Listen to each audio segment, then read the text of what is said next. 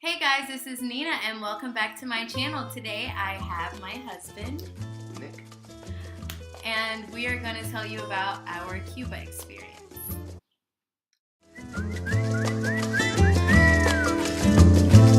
Por el camino del sitio mío, un carretero alegre pasó.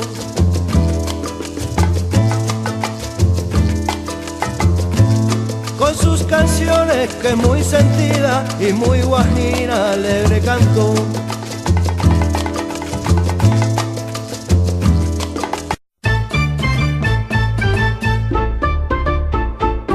Chaca, chara, chaca, charanga, pa' bailar bien la charanga.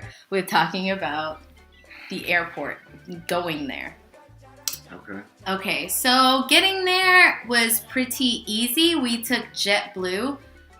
We went from LA to what part of Florida did we go to? I believe it was Orlando. Orlando. We went from LA to Orlando. And once you get to the Orlando gate, you just pay $100 for your visa, and they just take care of all of it for you, and they just give you everything you need. And then from Orlando, we went to Cuba. And once we got into Cuba, it was way easier than we thought. So there was a girl looking to share a taxi at the airport. We just shared one with her.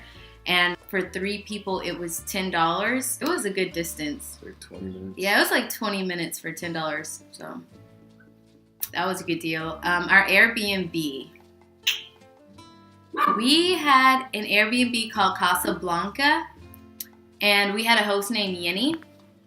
The house was beautiful. Say something about the house. I mean, yeah, it was great. It was all marble floors. Yeah, she cooked breakfast for us every morning.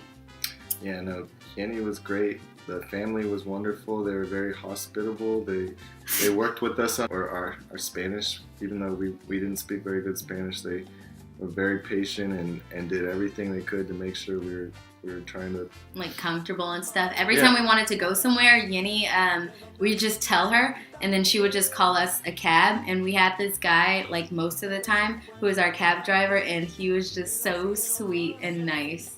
We did not go from USD to Euro to Kook. We just went from USD to Kook.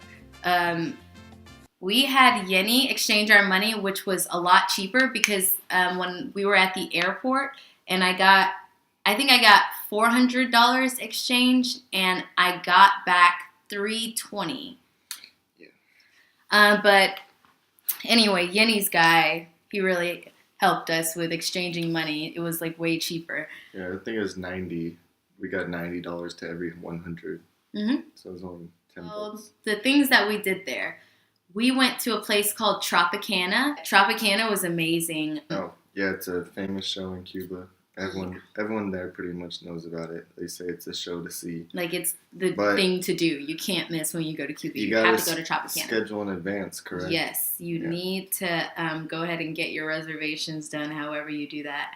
Maybe your hotel or your Airbnb person can make those reservations for you like they did us. The prices for Tropicana, just so that you're prepared, to sit in the front, it's how much? I think it's like $95. A person, yeah. Per person. And then to sit in like the middle / back. But we had really good seats because we're like elevated. Yeah. So we went with that $85? Yeah, it was $85, but yeah, explain everything that comes with it. You explain. Okay, so you get like a whole bottle of Havana Club rum, which is like the national drink out there. Everyone drinks that type of rum. And then you get a whole cigar too, a Cuban cigar, which is nice. So you get a real authentic experience while watching the show. You can smoke on a cigar while drinking some rum, and it's a good time. Like, everyone's enjoying it. It's just a party. Like, you can order food too. That's the only thing. It doesn't come with food. Your ticket. That's just for the rum. It's for the show. For the cigar. rum, the show, and the cigar, yeah. Yeah, but no, I mean, you can order food though. It's not expensive, so. And the show was pretty, like, crazy good. It was so many dancers and colorful outfits and big, huge, like, some people even had chandeliers on their heads. Like, they just did a bunch of dancing and singing and just a bunch of, like, performances. Like, theatrical performances, and it was really good. And if you really pay attention, they were all telling stories. So Yeah, I mean, it's pretty famous. I'm sure if you just Google it, you can see a lot about what it's like. Restaurants.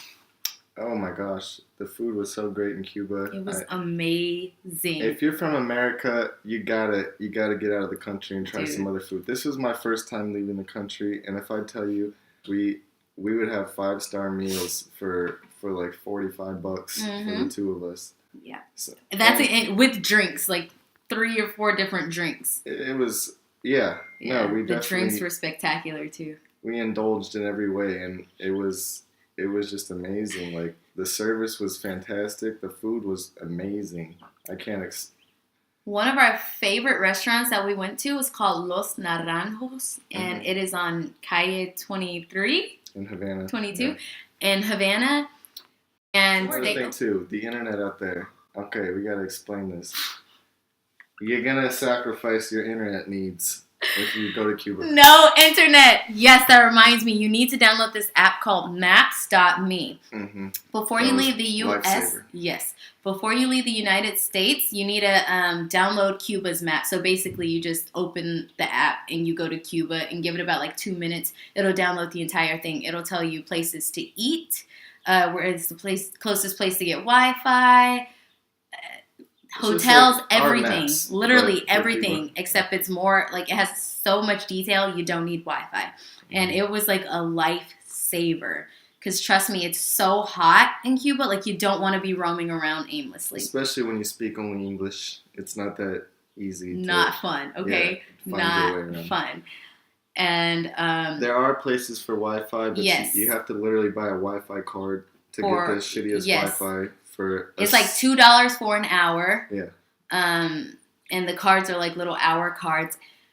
And you go to this hotel, and everyone's like sitting outside. They have like a little porch area for people who. Don't be confusing. That was just one. They have multiple areas. Yeah, there are multiple different Wi-Fi spots.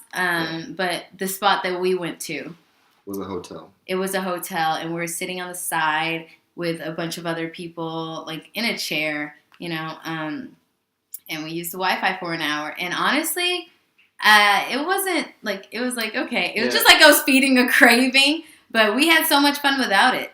Yeah, and even when you have Wi-Fi, it's not good Wi-Fi. Like, don't expect to FaceTime. Yeah, but you can get on like Instagram and stuff like that. Snapchat won't work.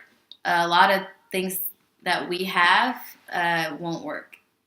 It was the beach. We went to the beach. The beach was so beautiful. Now, we stayed in Havana, and everyone I spoke to told us, like, next time we come back, we have to go to the Keys, which apparently just have the most amazing beaches. Havana can't even compare. But it was still beautiful, right? And white, like, the beach and clear, we went to was, to us, it's still fantastic. It was like, this is not LA. I guess they're better.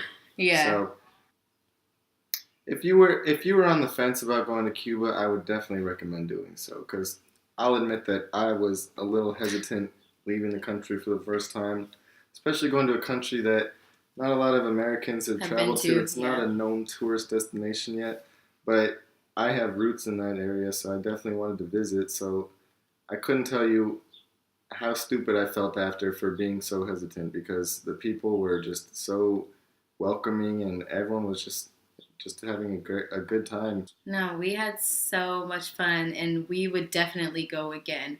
Oh, I plan to. So I give Cuba a 9 out of 10. Going with 10. And there you have it. Till next time.